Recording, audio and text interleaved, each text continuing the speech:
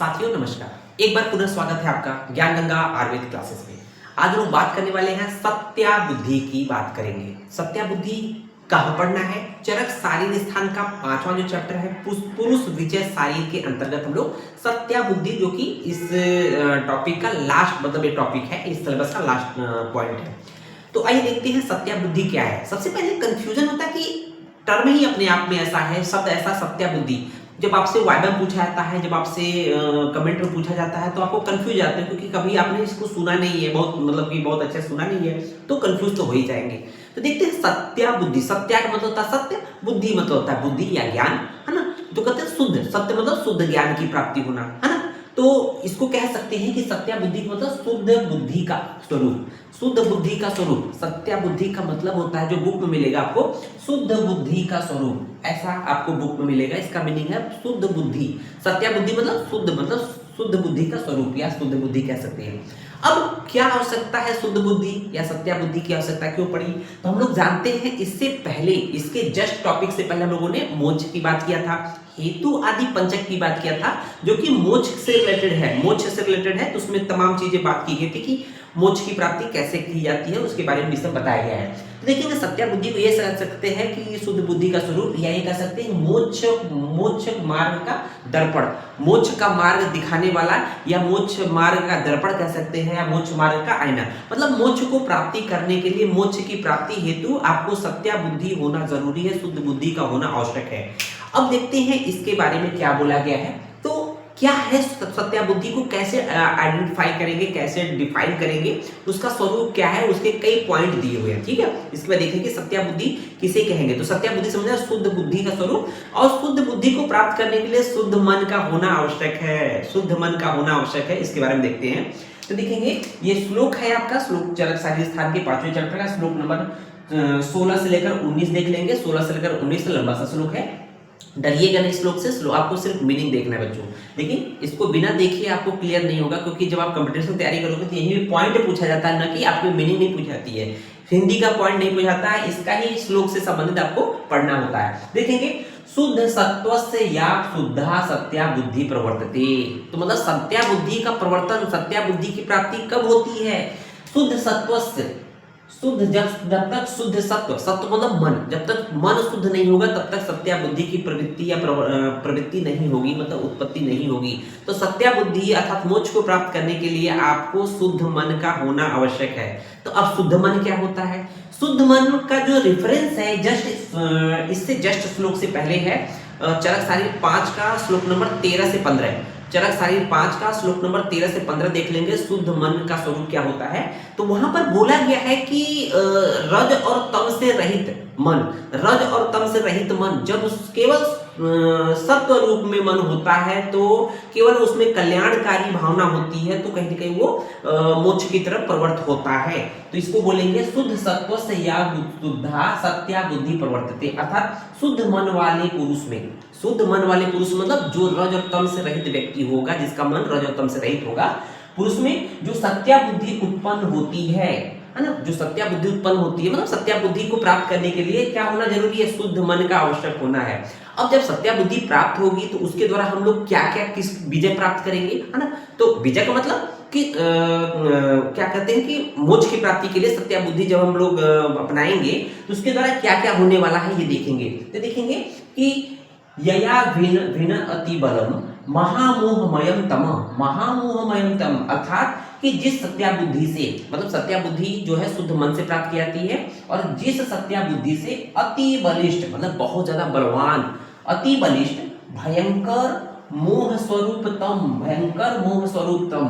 तो यया विनत अति बली महामोहमयम, है ना, मयम तम, अर्थात जिस सत्या बुद्धि से अति बलिष्ठ भयंकर मोह स्वरूप तम को भेदन करने में मनुष्य समर्थ होता है, मतलब कि बहुत ज्यादा भयंकर तम को भी, बहुत बलवान तम को भी भेदन करने में, उसको ब्रेक करने में क्या होता है? समर्थ होता है, उस सत्या बुद्धि की वजह से होता है, ठीक है।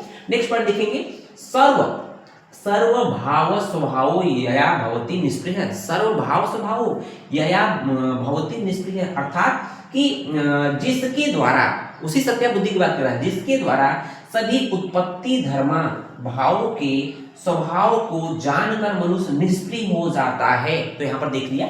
उसके बाद देखेंगे हम लोग, ये हो गया आपका, ये हो गया, ये हो गया। तीसरा पॉइंट देख रहे हो, चौथा पॉइंट, योगम यया साध्यते, जिस सत्या बुद्धि के द्वारा, जिस सत्या बुद्धि से योग की सिद्धि होती है। तो क्या कह रहा है, योगम यया साध्यते, जिस सत्या बुद्धि से योग की सिद्धि होती है।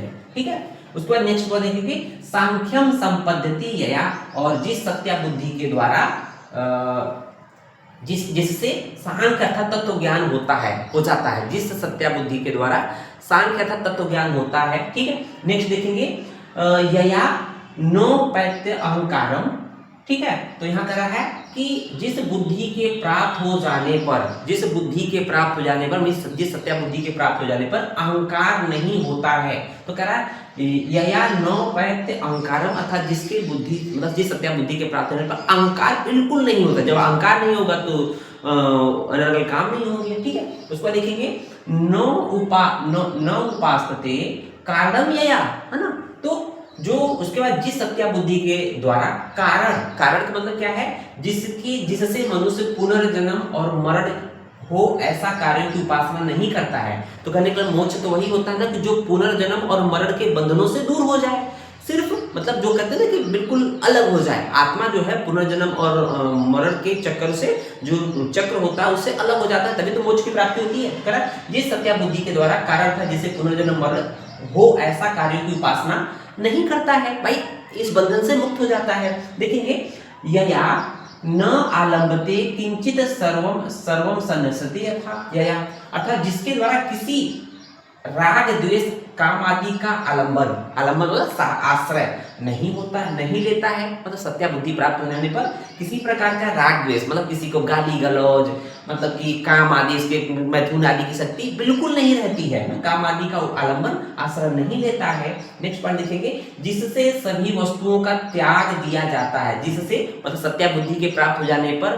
क्या होता है, मोक्ष में सभी वस्तुएं त्याग कर, जो साधु संत लोग होते हैं उनको किसी चीज की भावना नहीं होती कि मेरा हो जाए, ये मेरा, वो मेरा है ना। जिससे सभी वस्तुओं को त्याग दिया जाता है। तो ये कह रहा है सर्वम संन्यासते यया, जिस सत्या बुद्धि के प्राप्त होने पर सभी प्रकार की वस्तुओं का त्याग दिया जाता है, संन्यास दे दिया जाता है ना। नेक्स्ट देखेंगे, याति ब्रह्म यया नित्यम अजरम शांत्यम अव्ययम। कह रहा है जिस सत्या बुद्धि के द्वारा नित्य, अजर, शांत और अक्षर ब्रह्म को बताया गया है कि नित्य होता है, अजर होता है, शांत होता है, अक्षर ब्रह्म को प्राप्त किया जाता है। तो इस सत्या बुद्धि के द्वारा हम लोग जब सत्या बुद्धि की प्राप्ति हो जाती है तो उसके द्वारा नित्य मतलब जो हमेशा जिसकी अस्तित्व बना रहता है, अजर जो क्षीण न हो, शांत बिल्कुल शांत होता है, और अक्षर मतलब जिसका क्षरण न हो, उस ब्रह्म को प्राप्त किया जाता है। और लास्ट में देखेंगे, विद्या सिद्धि मति मेधा प्रज्ञा ज्ञानम स्वमता। तो सत्या बुद्धि के ये पर्याय हैं। उस सत्या बुद्धि को विद्या, सिद्धि, मति, मेधा, प्रज्ञा और ज्ञान कहा जाता है। तो ये जो कुछ सत्या बुद्धि के आपके सामने पर्याय दिए हुए क्या है कि विद्या, सिद्धि, मति, मेधा, प्रज्ञा और ज्ञान सत्या बुद्धि के पर्याय हैं।